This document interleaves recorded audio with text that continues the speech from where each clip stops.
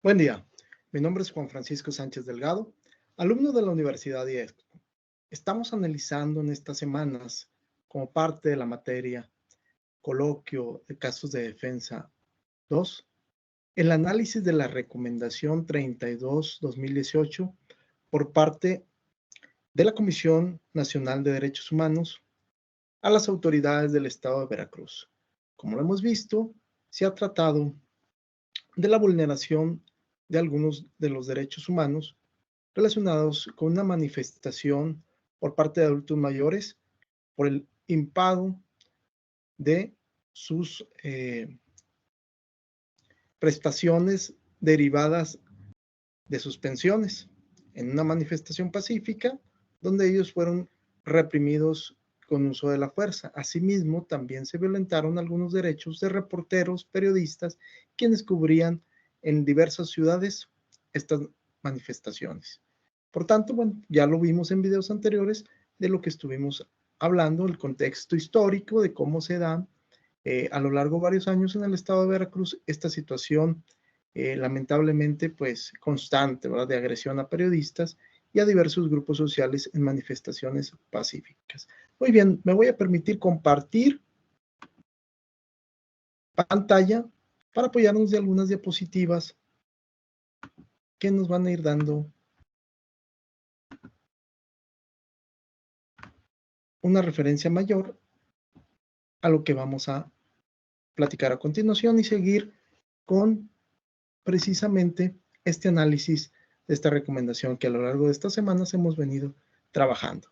Primero, ¿cómo se inicia la investigación? Pues bueno, como ya lo dije, recordamos que atiende este caso de violación a dos grupos en el estado de Veracruz, el de adultos mayores y el de periodistas, en cuanto a su libertad de expresión, libertad de manifestación, y bueno, esta represión que se realizó con violencia. En un principio, la investigación se inició por parte de la Comisión Estatal de los Derechos Humanos. Sin embargo, a partir de diciembre del 2015, la Comisión Nacional de Derechos Humanos emite un acuerdo de atracción donde solicita a la Comisión Estatal pues observar este caso debido pues al impacto de la opinión pública nacional y bueno, por la trascendencia de dicho caso. Se integra un expediente de investigación donde se van a recabar testimonios, documentos, notas periodísticas en medios tradicionales y electrónicos, así como informes de las autoridades quienes estuvieron involucradas en estos sucesos. Primero, hablando de las evidencias que recaba la comisión, pues recaba notas periodísticas en un principio del 22 y 23 de diciembre, de dos notas. La primera, llamada Denuncian pensionados ante la Comisión Nacional de Derechos Humanos falta de fondos en cheques de institución de pensiones, así como de otra nota de portal electrónico Milenio titulada Granaderos desalojan a jubilados en Jalapa. Como parte de estas evidencias, se recabaron además 84 notas periodísticas desde el 10 de diciembre al 20 de junio de 2017 en diversos medios de comunicación electrónica. Asimismo, se recopilaron videos de las agresiones, de las manifestaciones, de la reacción de la Secretaría de Seguridad Pública, de los elementos de la Secretaría de Seguridad Pública en contra de estos dos grupos, adultos mayores pensionados y periodistas. Se levantaron actas circunstanciadas y evidencias fotográficas en el 26, 27, 28 y 29 de diciembre de 2015, así como en enero también hubo levantamiento de actas circunstanciadas a través de las manifestaciones de los que participaron, de los manifestantes que participaron y que fueron agredidos. Certificados médicos de estado físico que se le practicaron a estas personas, ¿verdad? Estas obviamente realizadas por personal especializado de la comisión. Esto se dio entre los días 9 y 13 de enero del 2016, donde, bueno, se manifiestan aquí que resultaron con algunas agresiones físicas, pero también con afectaciones psicológicas por estas agresiones.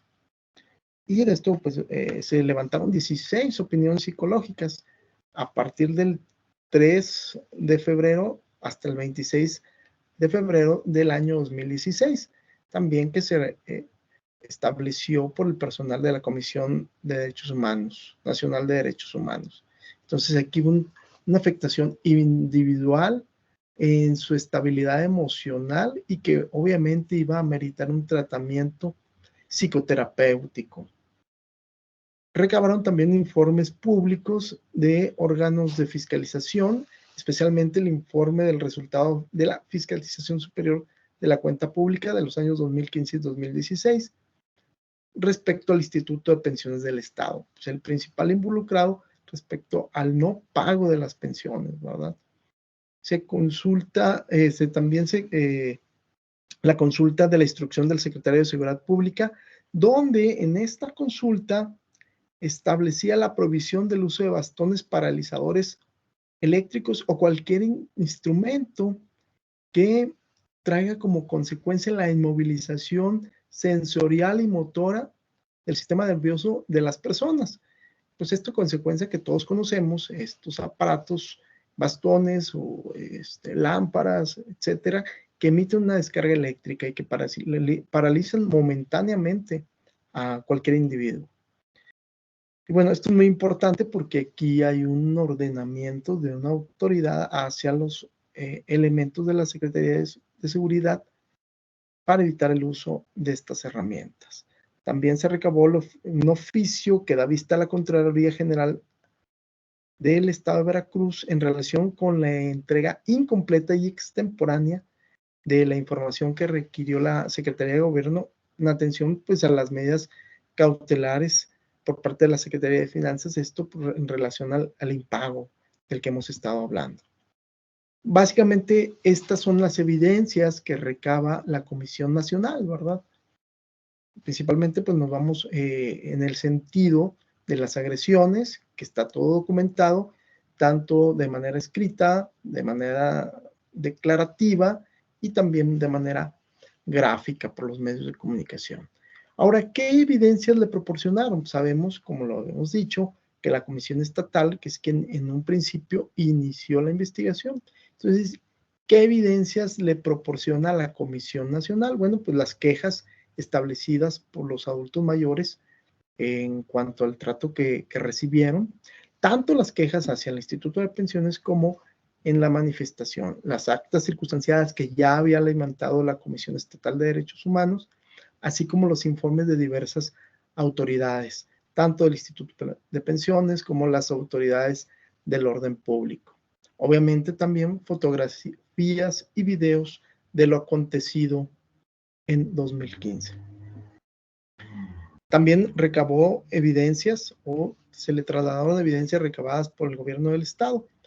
Básicamente oficios del Instituto de Pensiones a la Secretaría de Seguridad Pública y también de la Contraloría General del Estado, en donde, bueno, se evidencia que no se inició ninguna investigación relacionada con los retrasos de los pagos de pensiones y aguinaldos, y que esto derivó los hechos ocurridos el 22 y 23 de diciembre del 2015.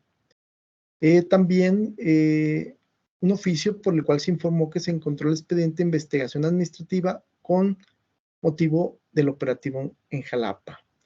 Y pues por último, un oficio de la Contraloría General donde se rinde informe respecto de los hechos del 23 de diciembre de 2015. Esto referente de manera interna a si el Instituto de Pensiones había o no estado cubriendo en tiempo y forma los pagos a los pensionados. ¿Qué otras evidencias se recabaron de diversas instituciones? Bueno, obviamente de quien estuvo involucrado del Instituto de Pensiones sobre los depósitos en diciembre de 2015 y sobre pagos hechos de julio a noviembre del 2017. Que bueno, se comprueba que se estuvieron haciendo de forma extemporánea o incompleta. Evidencias recabadas de la Secretaría de Finanzas señalando que la obligación de pagar es del Instituto de Pensiones y que desconoce el atraso en los pagos. Esto tanto en 2016 y 2017. De la Secretaría de Seguridad Pública se recabaron las siguientes evidencias: un oficio informando las acciones tomadas por los agentes en enero del 2016, en enero del 2016 otro oficio donde se informa que no hubo detenidos, y en noviembre del 2017 una copia de la investigación administrativa respecto a la actuación de los elementos de la Secretaría. De la Fiscalía General, las evidencias recabadas son actas circunstanciadas de los hechos del 23 de diciembre de 2015, oficio de julio del 2017, donde se informa sobre la investigación y sobre las dos carpetas que se abrieron, en este caso la carpeta 2, se informa los documentales existentes. En base a todas estas evidencias, realiza el análisis lógico jurídico la Comisión Nacional de Derechos Humanos, y en cuanto a las observaciones, señala que, pues a la luz de lo acontecido respecto a los estándares, tanto nacionales y nacionales, y de la normativa, tanto convencional como nacional, la jurisprudencia aplicable encuentra que hubo hechos violatorios a las personas en cuanto a sus derechos humanos. Y bueno, pues nos menciona, como es en el premio de la recomendación, que se violan los derechos a la seguridad jurídica, a la libertad de reunión, al trato digno, a integridad personal y el derecho a la justicia en su modalidad de procuración de justicia, como ya lo vimos, en agravio de los dos grupos señalados. Y bueno, como lo habíamos comentado en un video anterior, para resumir, pues, ¿cuáles son los derechos humanos violentados? Derecho a la seguridad social, de acuerdo a lo establecido en el artículo 9 del Pacto Internacional de Derechos Económicos, Sociales y Culturales, así como en el artículo 123, fracción 29 de la Constitución Política de los Estados Unidos Mexicanos. A la libertad de reunión, conforme lo señalado en el artículo 15 del Pacto de San José, es decir, la Convención Americana sobre Derechos Humanos, y al artículo 9 de nuestra Carta Magna. El derecho al trato digno, también establecido en el artículo 11 de la mencionada convención y en el artículo 1, párrafo 5 de nuestra Constitución. El derecho a la integridad personal, que nos lo señala el artículo 5 de la Convención Americana sobre Derechos Humanos y el artículo 1, también párrafo 5 de la Constitución Política de los Estados Unidos Mexicanos. El derecho a la libertad de expresión, que se señala en el artículo 13 del Pacto de San José de la Convención Americana y el artículo 6 de la Constitución.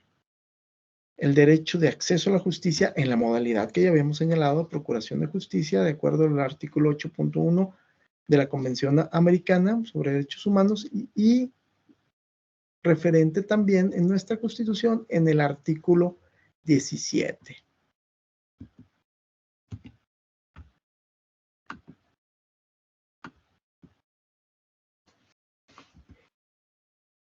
Y bueno, pasando y refiriéndonos a esto, como vemos, se involucraron dos grupos, un grupo de periodistas y el grupo de adultos mayores. Y esto nos lleva a retomar el tema de acciones colectivas, donde ellos pudieran promover acciones para resarcir los daños causados, ¿verdad? Como colectividad. Sin embargo, vamos a ver que el tema de acciones colectivas en nuestra Constitución, a partir de la reforma constitucional del año 2011 y con las reformas que se hicieron a la Constitución y a las leyes secundarias, han quedado limitadas estas acciones hasta hoy en día, estas acciones colectivas por las cuales se pueden estos grupos sociales pues interponer acciones para resarcir sus derechos. Y bueno, ¿cómo podemos definir a las acciones colectivas? Pues es aquel derecho que tiene determinado grupo para solicitar de una autoridad competente que resuelva una controversia que afecta los derechos de esta colectividad. Como lo habíamos dicho, a partir de la reforma constitucional, el artículo 17 de nuestra Carta Magna conlleva una alternativa para que quienes se sientan agredidos en su esfera jurídica colectiva, puedan interponer los medios de defensa correspondientes. ¿Y qué nos dice el artículo 17? Dice que el Congreso expedirá las leyes que regulen las acciones colectivas. Estas leyes van a regular qué materias se van a aplicar y así los mecanismos por las cuales se va a reparar el daño. Esto lo conocerán los jueces federales respecto a los procedimientos y mecanismos. Pero aquí el punto es que nos trasladamos a lo que nos señala anteriormente el Código Federal de Procedimientos Civiles, ahora el Código Nacional de Procedimientos Civiles y Familiares, y nos vamos a encontrar que está muy acotado las materias en las cuales se pueden ejercer acciones colectivas. Nos dice el artículo 855 que la defensa y protección de los derechos e intereses colectivos serán ejercidos por órganos jurisdiccionales competentes en el ámbito federal, lo que ya habíamos hablado. Pero solo podrán promoverse, y aquí es lo importante de este punto, en respecto a relaciones de consumo, bienes o servicios públicos o privados y lo referente a la afectación al medio ambiente. Como vemos, está acotadísimas las materias. Entonces, si lo trasladamos a la recomendación 3218 que estamos estudiando, vemos que no cabe, no entra dentro de los derechos tutelados para las acciones colectivas, las afectaciones que sufrieron estos grupos sociales, periodistas y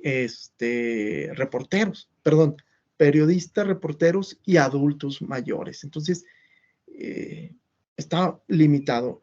¿Qué nos dice también? Pasando al artículo 858, aquí vamos a encontrar acciones, anteriormente nos va a señalar los 3 tipos de acciones o derechos que se pueden ejercer, que son intereses difusos, colectivos e individuales homogéneos, ¿verdad? Estos entendidos que son los difusos y colectivos de naturaleza indivisible, cuya la titularidad va a corresponder a una colectividad de personas, indeterminado, determinable, razonado por circunstancias de hecho o derechos comunes. Es decir, si hablamos de derechos difusos, son aquellos donde no hay una organización definida donde de manera directa le esté afectando, pero sí hay una colectividad a la cual una acción de alguna autoridad pueda traer una consecuencia. Por ejemplo, puede ser el caso de pescadores y que Petróleos Mexicanos tenga un derrame y esto afecte sus intereses. Si bien no están organizados como una asociación, tienen el derecho, por el daño que se está causando al medio ambiente, de ejercer las acciones correspondientes. Cuando hablamos ya de acciones colectivas, aquí ya hay una afectación a un determinado grupo social que sí está organizado. Puede ser, por ejemplo, la entrada de un producto extranjero y que, bueno, en tema de derecho de comercio exterior, pues sean muy laxos los aranceles, las normas en materia aduanera, y que esto les traiga como consecuencia una afectación en el libre comercio, en el comercio de sus productos, y que existe una competencia desleal. Aquí cierta organización que puede ser, no sé, de acereros, de comerciantes de productos del campo, de agricultores, de pesqueros, puedan ejercer estas acciones colectivas. Y tenemos derechos e intereses individuales que van a tener una incidencia colectiva, donde una persona afectada, por ejemplo, en un producto o servicio, en materia del consumidor, se ve afectada. Sin embargo, se necesita que otras personas afectadas también se integren a interponer esta acción, dada que de una sola persona no pudiera, por los costos o por la trascendencia, no sería viable que interpusiera de manera individual esta acción colectiva. Entonces, aquí nos dice el artículo 858 que se entiende como aquellos de naturaleza divisible, porque sí lo puede interponer una persona determinable de una colectividad y que tienen estas circunstancias que pueden afectar. usuarios de servicios financieros, por ejemplo, que se ven afectados por ciertas prácticas de un banco, bueno, pues ahí se pudiera realizar esta acción colectiva. Sin embargo, bueno, esto tenemos que hacerlo por parte o por medio de las autoridades correspondientes. Y bueno, aquí, ¿cuáles son las autoridades que pudieran ejercer estas acciones colectivas? Pues tenemos a la Procuraduría General del Consumidor, la Procuraduría Federal de Protección al Ambiente, la Comisión Nacional para la Protección y Defensa de los Usuarios de Servicios Financieros, la CONDUCEF, la COFESE, la de Competencia Económica, la Procuraduría General de la República, alguna asociación civil o un grupo determinado de personas que por lo menos sean 30, ¿verdad? Tenemos que reunir a 30 afectados, se presenta la demanda ante un juez, quien deberá resolver si es admisible cubriendo este requisito de las 30 personas afectadas. Tendrán 15 días para la contestación y 5 días para las aclaraciones. Aquí se va a buscar pues que haya una especie de conciliación, ¿verdad? Que se ponga a la mesa una conciliación o una adhesión a los intereses afectados. Si esto no ocurre, pues se iniciará entonces un periodo probatorio de 60 días, no se llega a un convenio, ¿verdad? Favorable.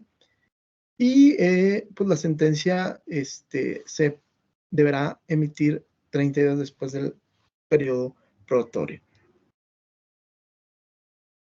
En el contexto internacional, vemos que, bueno, pues de los años 70, esta facultad, este derecho de acciones colectivas, pues se ha realizado en diversos ordenamientos jurídicos internacionales. Por ejemplo, en Francia no solamente abarca asociaciones de consumidores que pueden demandar cláusulas de contratos privados, sino se puede abrir a otras materias.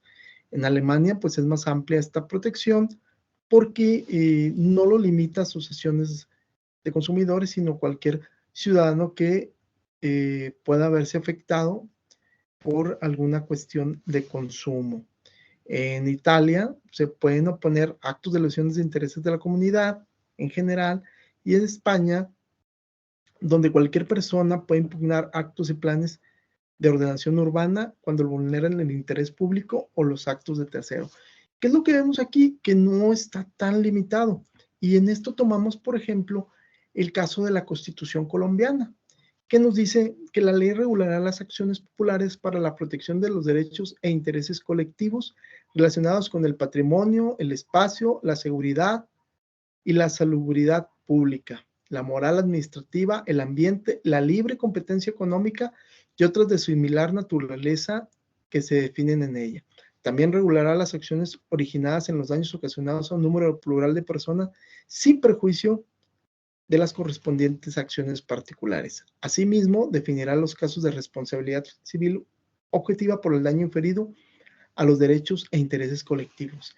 Fíjense si comparamos este artículo 88 de la Constitución colombiana con lo que señala, en este caso, el Código Nacional de Procedimientos Civiles y Familiares y anteriormente el Código Civil Federal, pues está más amplia la protección. Aquí, trayendo de nuevo el caso de la recomendación 32/2018, sí pudiera ejercerse bajo esta norma de derecho comparado, sí pudieran ejercer acciones colectivas respecto a la seguridad, ¿verdad? Al derecho a la seguridad que se ve afectado. Entonces vemos que pues estamos limitados. No tenemos una explicación argumentativa del por qué fue acotado tanto. Sin embargo, bueno, pues es un inicio que tenemos y que ojalá que en posteriores análisis por parte de nuestros legisladores pudiera ampliarse esta cuestión de acciones colectivas que sería un contrapeso contra algunas actuaciones arbitrarias de autoridades. Y obviamente que no solamente se puedan a través de los organismos de defensa de Derechos Humanos tener por recomendaciones a las autoridades, sino verdaderas acciones que resarzan el daño de una manera contundente, ¿verdad? A través de un procedimiento judicial en el cual se determinen la responsabilidad civil y la forma en que serán resarcidos los daños. Espero este video haya quedado claro y les agradezco su atención. Muchas gracias.